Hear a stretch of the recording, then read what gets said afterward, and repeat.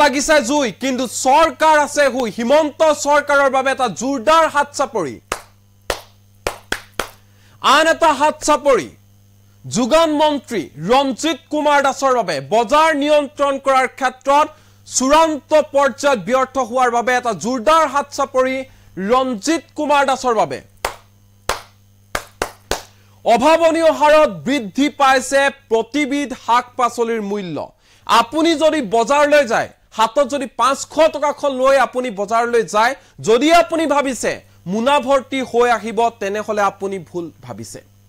হিমন্ত বিশ্ব শৰ্মা চৰকাৰে পৰিৱৰ্তনৰ নামত আপোনাক আৰু মোক পুনৰ মাধমাৰ হুদাইছে সৰ্বসাধাৰণ জনতাক ৰামটাঙুন হুদাইছে হিমন্ত বিশ্ব শৰ্মা চৰকাৰে বজাৰ নিয়ন্ত্ৰণ কৰাৰ ক্ষেত্ৰত চূড়ান্ত পৰ্যায়ত ব্যৰ্থ হৈছে বিভাগীয় মন্ত্ৰী ৰঞ্জিত কুমাৰ দাস হুৰাহুৰে বৃদ্ধি পাইছে প্ৰতিবিধ শাক-পাচলিৰ দাম শুনিলে আপোনাৰ চকু কপালত উঠিব এফালে যদি সমগ্ৰ ৰাজ্যত বানৰ তাণ্ডৱ লীলা এফালে যদি চাবলৈ যাওঁ তেনেহলে শস্য পথাৰে হক ফসলে হক নষ্ট হৈছে আৰু তাৰ মাজতে একাংশ অসাধু চক্ৰই হুৰাহুৰে নিজৰ মন মৰ্জিত বৃদ্ধি কৰিছে শাক-পাচলিৰ দাম পাইকাৰী বজাৰৰ ক্ষেত্ৰতে হক খুচুৰা বজাৰৰ ক্ষেত্ৰতে হক দুয়োখন বজাৰতে হুৰাহুৰে মূল্য বৃদ্ধি হৈছে শাক-পাচলিৰ মূল্য বৃদ্ধিয়ে কন্দুৱাইছে জনতাক বজাৰলৈ যাব নোৱাৰে মুনাভৰ্তি হৈ নাহে বজাৰত গৈ যেতিয়া শাক-পাচলিৰ দাম হুদে তেনেহলে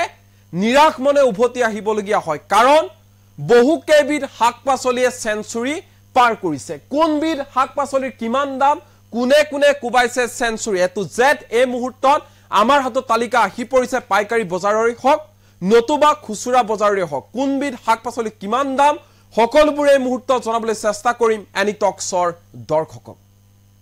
এই মুহূৰ্তত জনাইছো এক গুৰুত্বপূৰ্ণ খবৰ বজাৰত লাগিছে জুই চৰকাৰ আছে হুই হিমন্ত চৰকাৰ হুই আছে পৰিৱৰ্তনৰ কথা কোৱা হিমন্ত চৰকাৰ দিনত মূল্য বৃদ্ধিৰ ৰামটাঙুন শাক-পাচলিৰ মূল্য বৃদ্ধিয়ে কন্দুৱাইছে এতিয়া জনতাক পাইকাৰীৰ পৰা খুচুৰা বজাৰলৈকে হুৰাহুৰে বৃদ্ধি পাইছে শাক-পাচলিৰ দাম কিন্তু ইমানৰ পিছতো কোনো ধৰণৰ খবৰ নাই হিমন্ত বিশ্ব শৰ্মা চৰকাৰৰ বিভাগীয় মন্ত্ৰী ৰঞ্জিত কুমাৰ দাসৰ বজাৰলৈ গৈ হাহাকাৰ কৰিব লগা হৈছে জনতাই ৰামটাঙুন হুদুৱা হৈছে সৰ্বসাধাৰণ জনতাক মূল্য বৃদ্ধি নিয়ন্ত্ৰণত চৰম পৰ্যায়ত ব্যৰ্থ হৈছে হিমন্ত চৰকাৰ চূড়ান্ত পৰ্যায়ত ব্যৰ্থ হৈছে ৰঞ্জিত কুমাৰ দাস শাক-পাচলিৰ বজাৰত অভাৱনীয় পৰিস্থিতি বজাৰলৈ গলে আপোনাৰ চকু কপালত উঠিব এনে ধৰণে হুৰাহুৰে বৃদ্ধি পাবলৈ ধৰিছে শাক-পাচলিৰ দাম পাইকাৰী বজাৰ আৰু খুচুৰা বজাৰৰ শাক-পাচলিৰ মূল্যৰ তালিকা এনিটক্সৰ হাতত আহি পৰিছে আমি জনাবলৈ চেষ্টা কৰিম এনিটক্সৰ দৰ্শকক ক'ত কেনে ধৰণে মূল্য বৃদ্ধি হৈছে কোনবিধ শাক-পাচলিত কিমান দাম কোনে কোনে কুবাইছে সেঞ্চুৰী এটু জেড জনাম সেঞ্চুৰী কুবালে জিকা জলকীয়া বেঙেনা ভাত কেৰেলা গাজৰে সেঞ্চুৰী পাৰ কৰিছে সমান্তৰালকৈ খাৰুপেটিয়াৰ পাইকাৰী বজাৰত প্ৰতি কেজি পাচলিৰ মূল্যৰ তালিকা এনিটক্সৰ হাতত আহি পৰিছে খাৰুপেটিয়া বজাৰলৈ যাওঁ চাওঁ হক তাত কেনে ধৰণৰ দাম তিয়হ প্ৰতি কেজি 40 টকাৰ পৰা 50 টকা ভুল প্ৰতি কেজি 40 টকাৰ পৰা 50 টকা ভেন্দি প্ৰতি কেজি 40 টকাৰ পৰা 50 টকা ইয়া হৈছে পৰিৱৰ্তন জিকা প্ৰতি কেজিত 50 টকাৰ পৰা 55 টকা কেৰেলা প্ৰতি কেজিত 60 টকাৰ পৰা 70 টকা মিঠালাও প্ৰতি কেজিত 50 টকাৰ পৰা 55 টকা লেচেৰা প্ৰতি কেজিত 55 টকাৰ পৰা 60 টকা ইয়া হৈছে পৰিৱৰ্তনৰ দুহাই দি চৰকাৰ গঠন কৰা শাসনত অহা হিমন্ত চৰকাৰৰ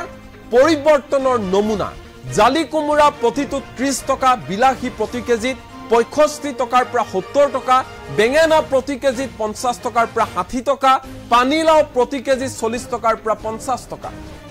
কেৱল ইমানেই নহয় কেঁচা জলকীয়া পাইকাৰী বজাৰতে প্ৰতি কেজিত 100 টকাৰ পৰা 110 টকা নেমু টেঙা প্ৰতিটোত 5 টকা ভাত কেৰেলা প্ৰতি কেজিত 60 টকাৰ পৰা 70 টকা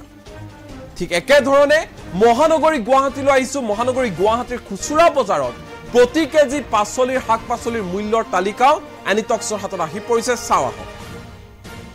গুৱাহাটীৰ বিভিন্ন বজাৰত জিকা প্ৰতি কেজিৰ দাম 120 টকা অমিতা 80 টকাৰ পৰা 90 টকা আলু প্ৰতি কেজি 50 টকা পিয়াজ প্ৰতি কেজি 45 টকাৰ পৰা 50 টকা ভাত কেৰেলা প্ৰতি কেজি 120 টকা ভেন্দি প্ৰতি কেজি 120 টকা তিয়হ প্ৰতি কেজি 100 টকাৰ পৰা 120 টকা লেচেৰা প্ৰতি কেজি 120 টকা ৰঙালাও প্ৰতি কেজি 40 টকা বেঙেনা প্ৰতি কেজি 120 টকা বিন প্ৰতি কেজি 130 টকা তিতা কেৰেলা প্ৰতি কেজি 120 টকা আদা প্ৰতি কেজি 240 টকা কেঁচা জলকীয়া প্ৰতি কেজি 160 টকা বিট প্ৰতি কেজি 120 টকা গাজৰ প্ৰতি কেজি 120 টকাৰ পৰা 130 টকা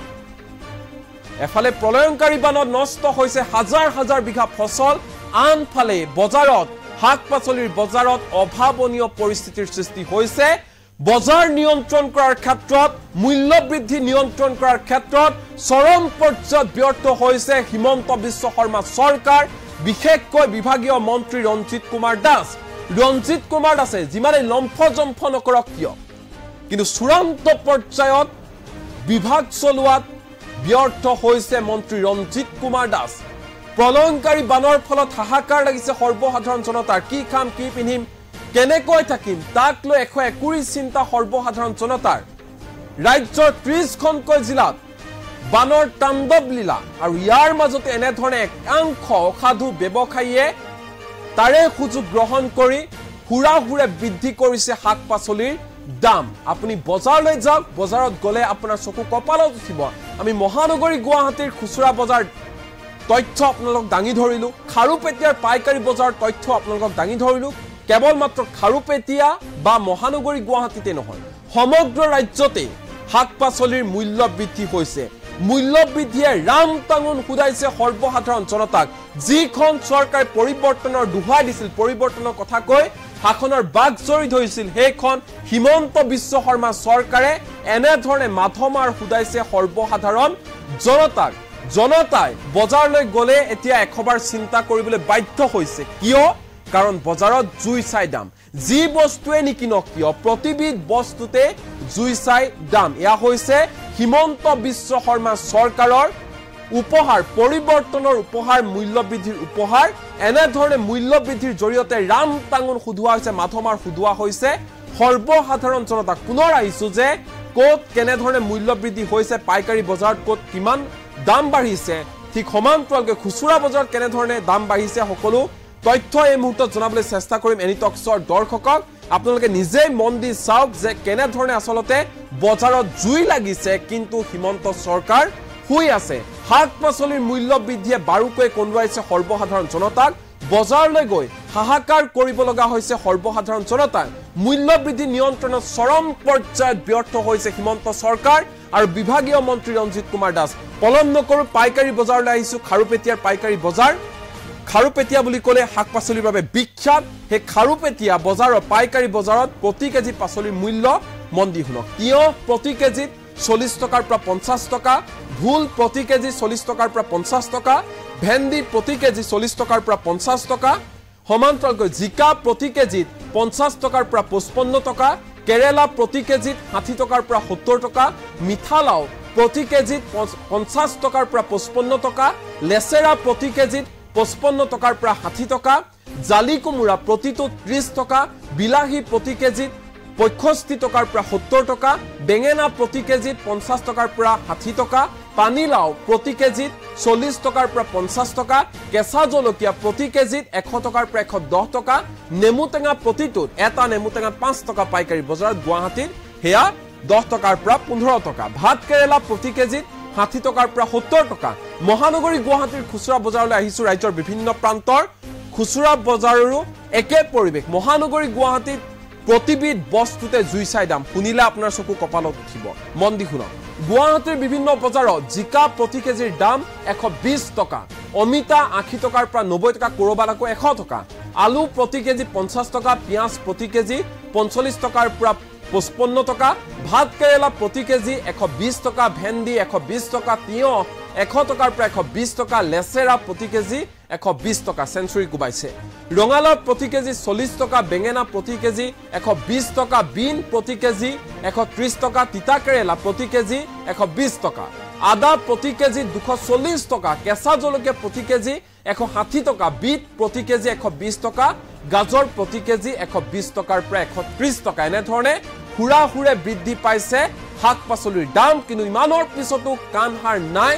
হিমন্ত বিশ্ব শৰ্মা চৰকাৰৰ যে বজাৰত কি হৈ আছে, বজাৰত একাংশ অসাধু ব্যৱসায়ীয়ে কি ধৰণে আচলতে শাক পাচলিৰ দাম বঢ়াইছে, সেই ক্ষেত্ৰত কোনো ধৰণৰ ব্যৱস্থা হাতত ল'বলৈ কাণ্ড জ্ঞান নাই হিমন্ত বিশ্ব শৰ্মা চৰকাৰৰ, নতুবা যোগান মন্ত্ৰী ৰঞ্জিত কুমাৰ দাসৰ। আৰু ৰঞ্জিত কুমাৰ দাস চৰম পৰ্যায়ত ব্যৰ্থ হোৱাৰ বাবে, মূল্যবৃদ্ধি নিয়ন্ত্ৰণৰ ক্ষেত্ৰত হিমন্ত চৰকাৰ ব্যৰ্থ হোৱাৰ বাবে ৰাজ্যৰ বিভিন্ন প্ৰান্তত এতিয়া মূল্যবৃদ্ধিৰ বিৰুদ্ধে প্ৰতিবাদৰ জোৱাৰ উঠিছে। শিমলুগুৰিতো দেখিবলৈ পোৱা গৈছিল ছাত্ৰ মুক্তি সংগ্ৰাম সমিতিয়ে প্ৰতিবাদ সাব্যস্ত কৰিছে। অত্যাৱশ্যকীয় সামগ্ৰীৰ মূল্যবৃদ্ধিক লৈ প্ৰতিবাদী কাৰ্যসূচী ৰূপায়ণ কৰিছিল ছাত্ৰ মুক্তি সংগ্ৰাম সমিতিয়ে। আনকি যোগান মন্ত্ৰী ৰঞ্জিত দাসৰ প্ৰতিকৃতিও দাহ কৰিছে। সকলোৱে এটা বিচাৰিছে শীঘ্ৰে এই ক্ষেত্ৰত ব্যৱস্থা গ্ৰহণ কৰক। আনকি কেইবাগৰাকীও গ্ৰাহকৰ মন্তব্যই আমাৰ লগত এই মুহূৰ্তত আছে। বজাৰলৈ গৈ কেনেধৰণৰ পৰিস্থিতিৰ উদ্ভৱ হৈছে গ্ৰাহকৰ মাজত, সেই মন্তব্য শুনা সমান্তৰালকৈ বিভিন্ন দল সংগঠনৰ মন্তব্য আমাৰ লগত আছে। একাধিক্ৰমে মন্তব্যসমূহ শুনাবলৈ চেষ্টা কৰিম এনি টক্সৰ দৰ্শক।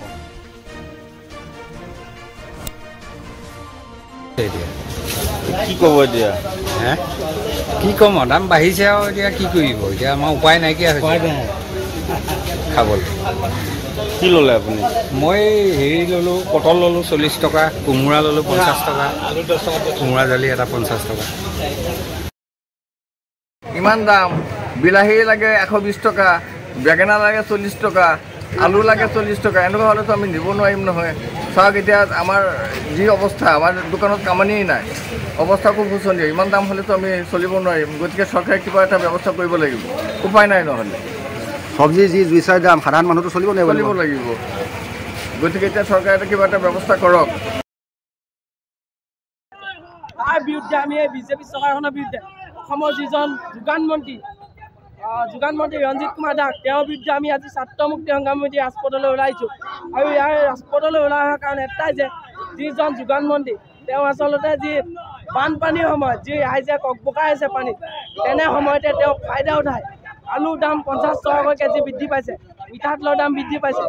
আৰু আমি তেওঁলোকক দাবী জনাইছোঁ যে অতি শীঘ্ৰে ৰাইজক মাধমাৰ দিয়া বৰঞ্চে যি মূল্য বৃদ্ধি কৰিছে তাৰ মূল্য বৃদ্ধি ৰোধ কৰিব লাগে। আৰু যি আলুৰ দাম আছে তাৰ কমিব লাগে। অত্যাৱশ্যকীয় সামগ্ৰী, দৰৱ আদি, জীৱনদায়িনী ঔষধ তাৰ দাম কমিব লাগে। আৰু যি ভাৰতৰ যিজন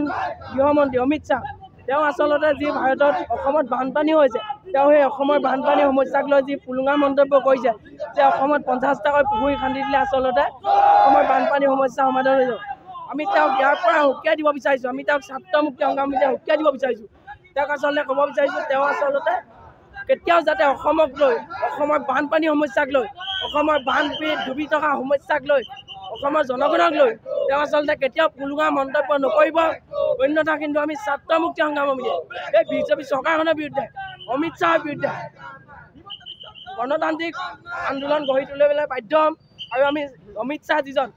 আমি সকীয়াই দিব বিচাৰিছোঁ যে অনাগত দিনত যাতে তেওঁ এই পুলুঙা মন্তব্য নকৰে। আৰু অসমত যি মূল্যবৃদ্ধি হৈছে, মূল্যবৃদ্ধি ৰোধ কৰক। আৰু যি অসমত বানপানীৰ সমস্যা আছে, বানপানীৰ সমস্যা ৰোধ কৰক। আৰু যাতে কেতিয়াও বিজেপি চৰকাৰখনে ফাইদা নুঠায়, তাকে কৈ আমি ধন্যবাদ।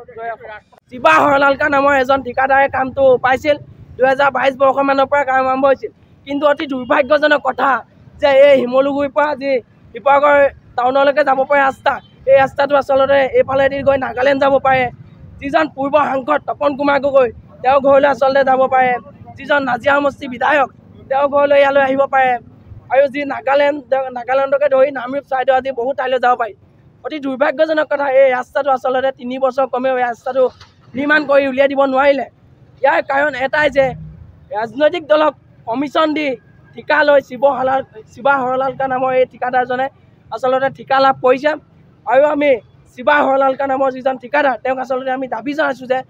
অনাগত দিনত আমি কেইবাটাও আন্দোলন কাৰ্যসূচী লৈছোঁ এই ৰাস্তাটোৰ বিৰুদ্ধে। অনাগত দিনত আৰু আমি কাৰ্যসূচী ল'ম। তেওঁক আমি দাবী জনাইছোঁ যে এই ৰাস্তাটো অতি শীঘ্ৰে নিৰ্মাণ কৰি ৰাইজক সুবিধা কৰি দিয়ে। কি লৈছে? চব্জি লৈছে? চব্জি লৈছোঁ। কেনেকুৱা দামবিলাক? চবৰে দাম বাঢ়িছে এতিয়া। কি ক'ব এতিয়া? কি ক'ম আৰু দাম বাঢ়িছে আৰু এতিয়া কি কৰিব এতিয়া আমাৰ উপায় নাইকিয়া হৈছে